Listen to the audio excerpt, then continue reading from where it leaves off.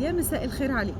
الطفل العنيد كتير جدًا من الناس بتسأل أنا ابني عنيد، طب أعمل إيه معاه؟ أنا مغلبني وراسه ناشفة ومش عارفة أتعامل معاه خالص. طيب خلّينا متفقين من الأول ليه الطفل بيطلع بالشكل ده؟ التربية عشان بس تبقوا عارفين أول 7 سنين من عمر أي طفل هي المحرك الأساسي اللي أنت بتحط بذرته في تربية الطفل اللي عندك. بمعنى إيه الكلام ده؟ إن أول 7 سنين من عمر الطفل هي البرمجة الأساسية اللي أنت بتبرمج عليها طفلك، وبالتالي بياخد ال7 سنين الأولانيين دول هم دول يعتبروا الصندوق الخفي اللي بيتصرف بعد كده بيه طفلك.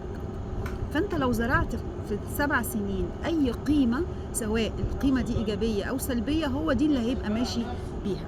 طبعًا ناس هتختلف معايا وتقول لي يعني هم ال7 سنين دول هم اللي عليهم كل الموضوع. لأ، مش كله طبعًا، أنت بتضيف عليهم، بس أنا أكتر وقت في عمر الطفل اللي هو بيبقى فيه البناية الأساسية اللي بعد كده بتتركز عليها وبتترتب عليها البرمجة بتاعته الأساسية، هي أول 7 سنين تاخد بالك منهم. طيب الطفل العنيد بيطلع كده ليه؟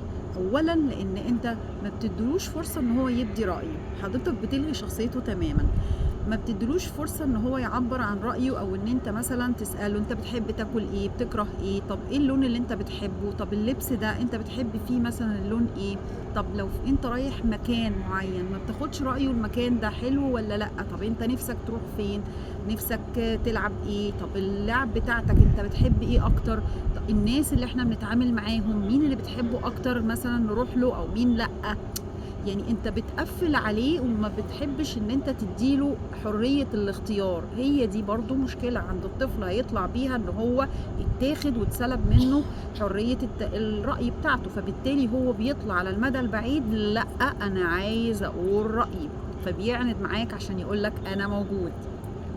تاني حاجة إن أنا باتعنت معاه. بمعنى إيه التعنت ده؟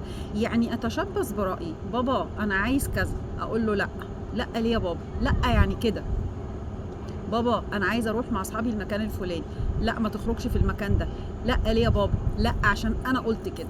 وخُد بقى عندك كل حاجة بيطلبها الطفل أو كل حاجة بيقولها ابنك أنت بتتعنت وبتقول لأ لمجرد اللأ، وما بترفقش بلأ دي إيه السبب ورا اللأ، ما أنت لازم تقول له لأ ليه؟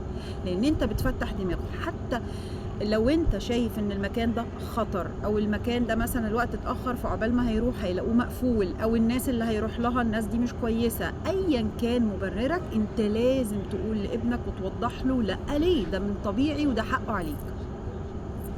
آخر حاجة إن أنا أتعنت وأقول له أنا صح وأنا المفروض تبقى متّبعني في الرأي. بمعنى إن الأب أو الأم دايمًا يبقوا متعنتين وعايزين أولادهم يبقوا عاملين زي العرايس الماريونيت اللي في إيديهم.